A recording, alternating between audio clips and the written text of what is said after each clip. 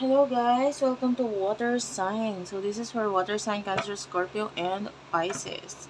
Di kung liwat resonates, bali hindi ito magre-resonate sa lahat. Of course, hindi ko naman talaga makukuha lahat ng energy ng Water Sign sa mundo. But if ever na hindi ko makuha yun sa'yo, check mo na lang yung ibang videos. Ma-appreciate ko kung ikaw ay magla-like, magko-comment sa baba, kahit kung heart-heart lang, smileys, malaking bagay yun sa akin. Start na natin na reading this for Water Sign, Cancer, Scorpio, and Pisces. Okay? By the way, if you're interested, meron akong astrology reading, compatibility reading doon sa aking TikTok shop. Pag nag-avail ka naka-promo siya actually, 299 lang siya. May kasama na siyang compatibility reading. Babasahin ko yung parehong chart ninyo sa astrology nitong kakunikong person, kung compatible ba kayo, ano mga challenges sa inyo. Tapos, ang bonus is kung saan mo makikita or mamimit yung future husband or wife mo. Okay. Healing heart and mask. This is you trying to heal, no? Main energy mo is mag-focus sa healing. Sa kung ano man yung napapatoxic, or ano yung toxic na pinagdadaanan mo, or emotions mo. Maybe even obsession or mga nasa isip mo na parang hindi mawala-wala sa isip mo, lagi mo to naiisip, etc. And it's causing you a lot of heartbreak and pain. No? So, tinatry mong iayos or i-fix ang iyong sarili, emotions mo, you're trying to be happy. And you don't wear mask.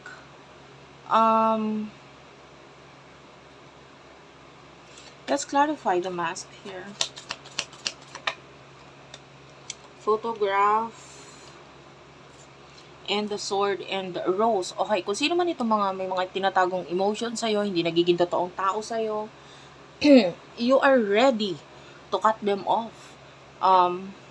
Yeah.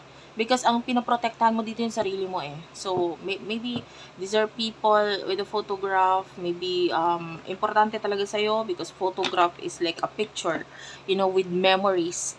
And kaya yun tinake or pinicturean because definitely there's something na importante or mahalaga during that time. And maybe it is talking here or a sign here na nagpo-portray siya ng connection wherein importante para sa'yo or mga taong importante para sa'yo, mahalaga para sa'yo, but then you decided to cut them off. Maybe yung pagde-delete din ng mga pictures nila or anything to do with these people na parang hindi ko na sila kailangan, ayoko na, ika-cut off ko na lang sila because ayaw mo nang may mga ganun, may mga tinatago na hindi nagiging totoo sa'yo, so ayaw mo nun.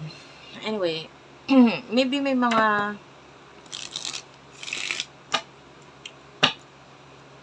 tao ka ngayon na nakita mo kung ano talaga sila as a person and you don't want that. And alam mo, kailangan mo lang mag-trust sa universe kung sino itong mga taong ito na sila mismo yung mag-shows or magpapakita sa'yo ng kung ano sila as a person. And I feel like parang ano sa'yo yun, sampal sa'yo yun para magising ka sa katotohanan kung ano ba talaga sila.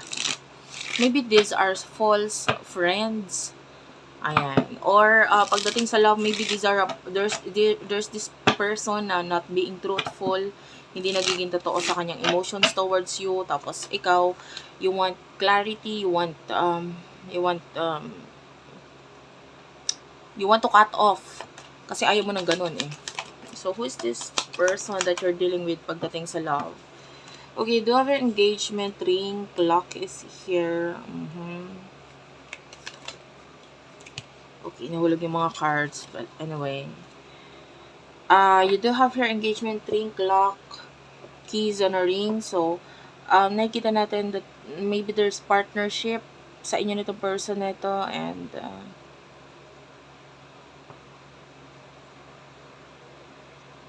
I don't know. Sa pagdating sa pagdedesisyon kasi itong taon to, hindi siya makapag-decide agad-agad.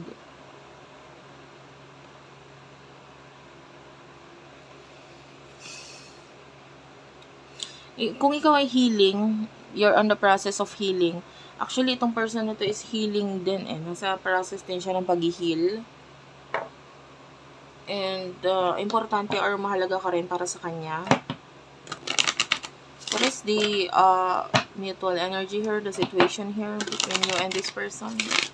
Ano ang situation or ano ang meron sa inyo na itong person na to, spirit guides, angel guys, for the sign of water sign, soulmate. Oh, this could be your soulmate.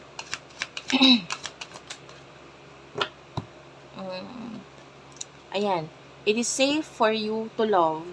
Open your heart to give and receive the highest energy of all. For some of you, you have opened your heart towards this person. Pwedeng naging truthful ka sa kanya. Kung ano man yung mga tinatago mo or sinisikreto mo, maybe inopen mo yun dito sa person na to. Because without hesitation, maybe nagkaroon man ng hesitation, pero para sa'yo, I just want to let go. I just want to open up. Kasi parang ang nahihirapan lang din naman dito is yung sarili ko.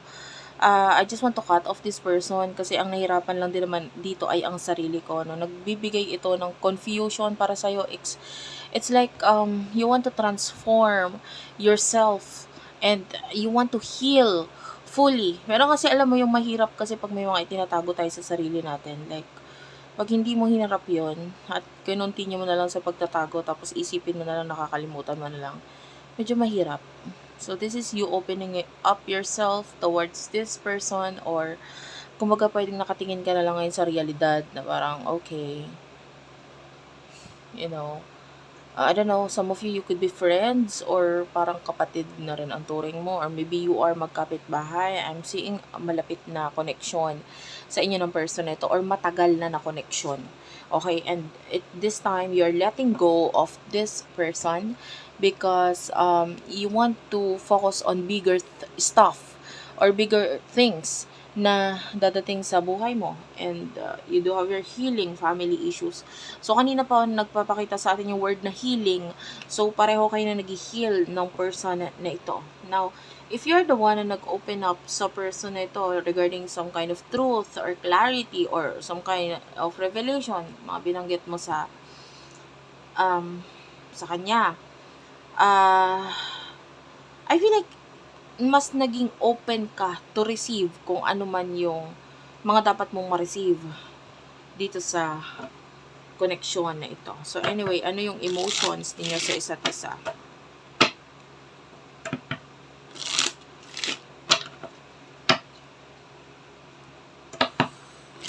Emotions niyo sa isa't isa, spirit guides, angel guides, for the sign of water sign, emotion ninyo para sa isa't isa. For water sign, please, spirit guides, angel guides, emotion ninyo sa isa't isa. Emotion, you do have here the palm tree, okay. Date is here, yeah. Healthy choices, wow, okay.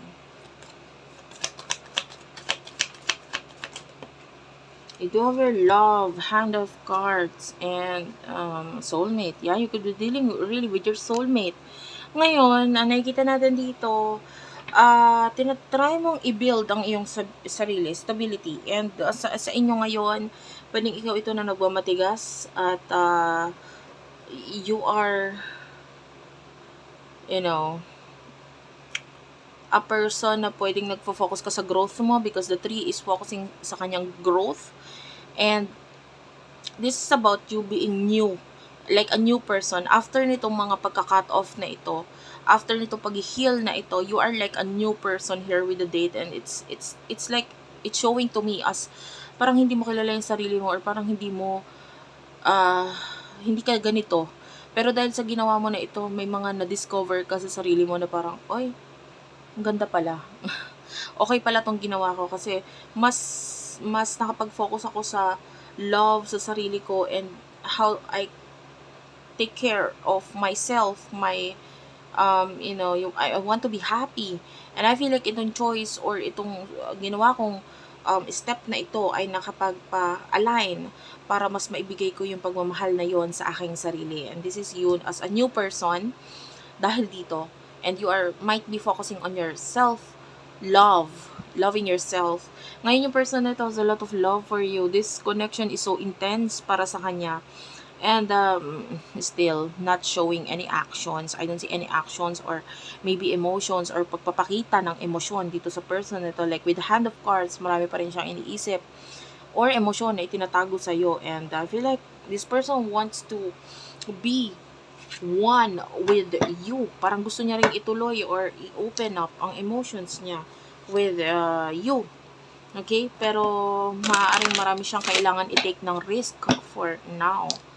What is the emotion, mutual energy, emotions between the two of you? Actually, those would like to come out. You do have here, let go of control issues. Yeah, yung person na ito, gusto niyang i-let go yung pagkocontrol sa kanyang emotion.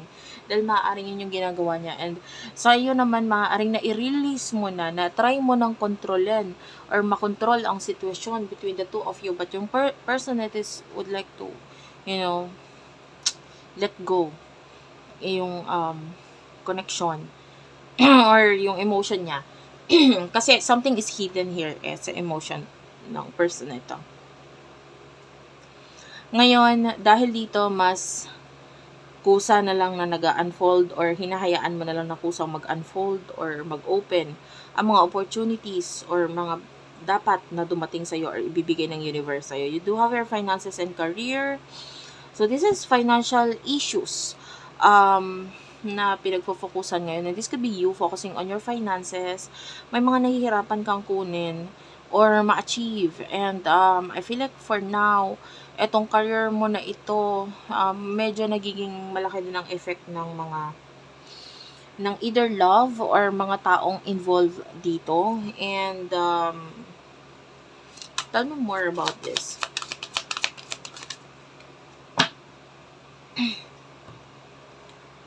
You do have your past life relationship. The way I see this, you should love what you are doing. So, kung hindi mo mahal yung ginagawa mo pagdating sa iyong career, pagdating sa iyong finances, maybe it's time for you na ibaguhin yon. Or maybe with the past life relationship, it's like pagdating sa pakikipagrelasyon sa pera, yung relationship mo sa pera,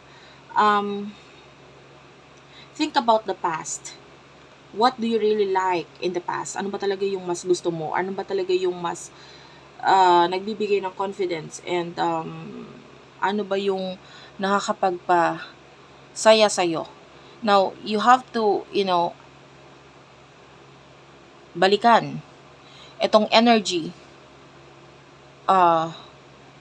or kung ano ka in the past pagdating sa money, yung energetic energy mo with regards to this. And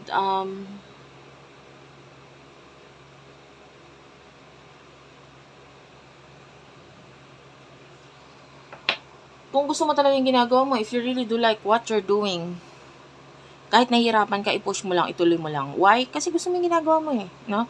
In a way, hindi man siya ngayon nag-grow para sa'yo, but maybe may mga natututunan ka. And not only that, pwedeng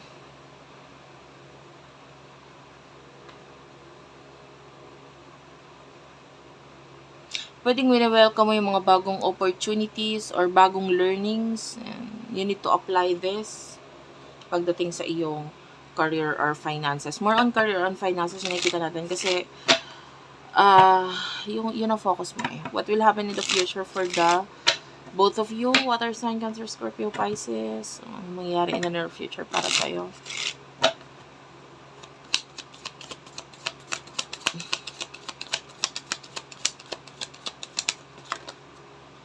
You do have your stab in the back and the runner.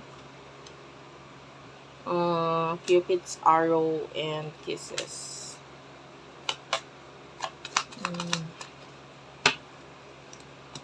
Love call. Lightning. Not today. Okay.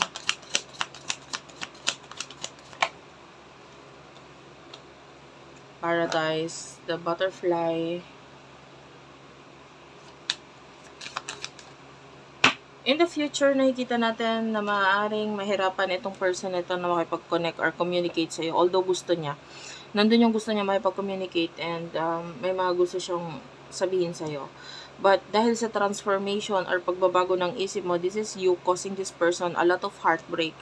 Tsaka dahil nasaktan ka na nakikita natin yung pag-disconnect mo or paglayo mo, pag-iwas mo sa taong to. And with the Cupid's arrow, I feel like, parang may hesitation or pag-aalangan ka. But anyway, nandun pa rin yung love or unconditional love mo dito sa person na to. But, parang may kailangan ka pang gawin sa buhay mo or may kailangan pa siyang gawin sa buhay niya or tingin mo kailangan niya muna tapusin yung kung ano man yung mga dapat niyang tapusin sa buhay niya. So, itong pag-iwas na ginagawa mo sa person na ito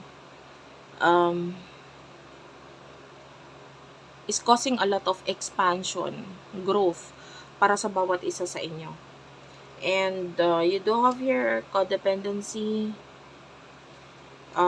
children, your love life is being affected by children. Alam mo yung literal na bata, no? And yung connection parang ganun Halimbawa, hindi ko naman sinabing immature ka or what. Example lang. Kasi this is what I'm seeing right now. Parang halimbawa, ikaw yung bata dito And then, let's say your person is the parent or yung magulang, Ngayon, maybe he or she is acting busy all the time. Sabihin na natin ganun. Tapos ikaw naman, you want something, you want his or her attention, pero siya busy-busyhan and parang nakikita naman niya na okay ka naman and then ikaw maraming ang gustong sabihin, etc. So, ang tendency hindi ka pinapansin hanggang sa umiyak ka. Okay, the energy here is parang ikaw ay umiyak. Kinut off mo siya, ikaw yung lumayo, umiwas. Ikaw yung inalisan mo tong taong to. Kasi hindi ka naman pinapansin, di ba? Tapos may mga kailangan ka, hindi naman niya binibigay. So, ikaw yung umalis, lumayo. Ngayon, ang tendency itong person na to being busy and then mas lalo niya na-acknowledge or napansin na ikaw ay wala na or mas na-acknowledge niya yung connection ninyo nung ikaw ay wala na. And of course, as a parent or dahil importante ka para sa kanya, dahil mahal ka niya, doon niya na-realize yung halaga mo. And then, doon niya na-realize, teka lang, nasan ka na? Nandun yung pag-aalala, pagmamahal mula sa taong to. And then, this person is now looking for you, now looking for communication in the future. No? And, nakikita natin na parang this person wants to give this connection or relationship a chance. Pero you are already gone. You are already gone. Sa kanya marirealize yung mga pagkakamali niya, yung mga hindi niya binigay sa'yo pag wala ka na. Anyway, thank you for watching. I love you all and bye-bye.